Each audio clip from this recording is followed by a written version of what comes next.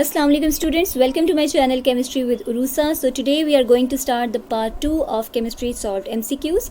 But before starting the video, don't forget to like and subscribe. So let's just begin. So the first question is mark the correct statement. तो students यहाँ पे अगर आप देखें तो आपसे metallic character के बारे में पूछा गया है, ठीक है. So you must know the periodic trend of metallic character.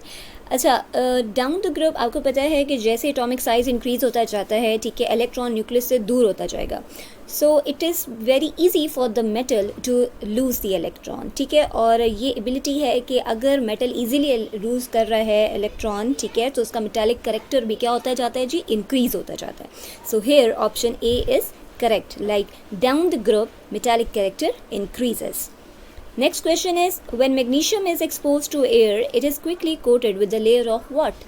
जब मैग्नीशियम को आप एयर के साथ कांटेक्ट में लाते हैं तो उसके ऊपर एक कोटिंग आ जाती है, ठीक है. और वो कोटिंग किस चीज़ की होती है? MgO, MgH2, Mg3N2, magnesium nitride या फिर magnesium hydroxide. So the correct option will B magnesium oxide. और मैग्नीशियम ऑक्साइड के बनने के बाद फर्दर रिएक्शन इम्पॉसिबल हो जाता है. अच्छा जी, next question is which of the following has the lowest ionization energy. You must know what is ionization energy. तो it is that amount of energy which is required to remove the electron from the outermost electronic shell. अच्छा, इसका भी आपको periodic trend पता होना चाहिए, सही है. कैसे कि down the group ionization energy decrease होती है, ठीक है, and along the period it increases. अब ये क्यों डिक्रीज़ और इंक्रीज़ होती है? देखें स्टूडेंट्स, जब down the group atomic size increase होता है, न्यूक्लियस से इलेक्ट्रॉन दूर होता जाएगा, ठीक है, क्योंकि काफ़ी शेल्स आ जाएंगी, ठीक है. तो वो जो लास्ट आपके पास आउटर मोस्ट शेल होगी उसका इलेक्ट्रॉन न्यूक्लियस से काफ़ी दूर होता जाएगा. तो आप हल्की से भी उसको जो है एनर्जी प्रोवाइड करेंगे, very little amount of energy is needed to remove this electron, ठीक है. तो इसीलिए आयनाइजेशन एनर्जी भी इसकी क्या होगी, कम होगी, क्योंकि न्यूक्लियर अट्रैक्शन भी नहीं होगी इसके ऊपर. लेकिन अलोंग द पीरियड जैसे ही न्यूक्लियस जो है उसकी अट्रैक्शन ज़्यादा होती जाएगी इलेक्ट्रॉन के ऊपर, so you need a lot amount of energy in order to remove this electron. तो इस वजह से यहाँ पर आयनाइजेशन एनर्जी भी क्या होगी, ज़्यादा होती जाएगी. Clear? Okay, so now according to these periodic trends आपके पास जो ऑप्शंस हैं that is caesium, lithium, sodium and rubidium. So अभी हमने कहा कि यहाँ पर डाउन द ग्रुप आपके पास आयनाइजेशन एनर्जी डिक्रीज होगी. So here the correct option will B caesium. The next question is which is not an alkali metal?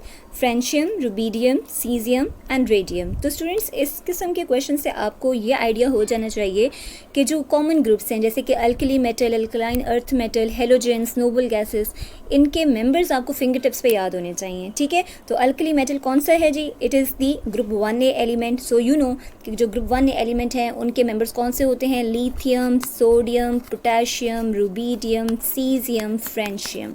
So the correct answer will be what? Francium भी group 1A element है, rubidium भी group 1A element है, caesium भी. So the correct answer will be radium, ठीक है. Radium आपके पास क्या है जी? Radium is actually the alkaline earth metal. The next question is plaster of Paris can be obtained by bauxite, marble, gypsum and limestone. Plaster of Paris can be obtained by gypsum, ठीक है. gypsum को आप above 100 degree centigrade heat करते थे, ये अपना water of crystallization lose कर देता था, and as a result of which we get the plaster of Paris. So the correct answer is gypsum. Next is the nitrates of sodium decompose to give what? Metal oxide, metal nitride, metal halide and metal carbonate. तो students याद रखिएगा कि जितने भी group 1A element के members हैं, ठीक है, एक्सेप्ट लिथियम नाइट्राइड, ठीक है, बाकी जितने भी मेंबर्स हैं, ठीक है, सोडियम हो गया, पोटेशियम, रुबीडियम, सीजियम, वो सारे के सारे डिकम्पोजिशन पे मेटल नाइट्राइड देते हैं अलोंग विद द ऑक्सीजन, ठीक है. So here the correct answer will B metal nitride. So the next one is potassium reacts with oxygen to form normal oxide, peroxide, superoxide and monoxide. तो students आपने याद रखना है कि जी जो पोटेशियम है that reacts with oxygen to give superoxide, ठीक है. अब ये बाकी जो ऑक्साइड हैं वो कौन से हैं? तो ये भी आपको आने चाहिए, ठीक है. तो मोनोऑक्साइड स्टूडेंट्स आपको तब मिलता है जब sodium limited supply of oxygen के साथ जो है वो रिएक्ट करता है, ठीक है. और पेरोक्साइड जब एक्सेस अमाउंट ऑफ ऑक्सीजन में सोडियम रिएक्ट करेगा, ठीक है, तो तब आपके पास पेरोक्साइड आएगा। And normal oxide is only given by the lithium, ठीक है, नॉर्मल ऑक्साइड आपको लिथियम देगा। ये बाकी भी ऑप्शंस आपको क्लियर होने चाहिए, सही है जी। Okay, so the correct option of this question is that potassium reacts with oxygen to form the superoxide. Next one is reducing property of an element depends on what? Magnitude of ionization energy, electropositivity, atomic mass, both A and B. तो students एक बात याद रखिएगा कि जो आपके पास reducing property है, ठीक है, तो वो डिपेंड करती है दो चीज़ों पर, एक तो आयनाइजेशन एनर्जी पर और दूसरी इलेक्ट्रोपॉजिटिविटी पर। अगर तो आयनाइजेशन एनर्जी कम है और इलेक्ट्रोपॉजिटिविटी ज़्यादा है, so greater will be the reducing property of an element, ठीक है जी। So here the correct option will be both A and B. जो रिड्यूसिंग प्रॉपर्टी है किसी भी एलिमेंट की, वो दोनों आयनाइजेशन एनर्जी पर भी डिपेंड करती है और इलेक्ट्रोपॉजिटिविटी पर भी डिपेंड करती है। Next is which colour of flame is produced when molten sodium Burns in chlorine atmosphere? Blue, brilliant yellow, red, orange. अच्छा, अब इस क्वेश्चन से आपको आइडिया हो जाना चाहिए कि जो फ्लेम कलर्स हैं एलिमेंट्स के, वो आपने, वो टेबल जो है जो आपकी बुक में गिवन है, वो आपने ज़रूर मेमोराइज करना है, ठीक है। So here the correct option will be brilliant yellow. Next is magnesium is not attacked by hot water, cold water, both, none.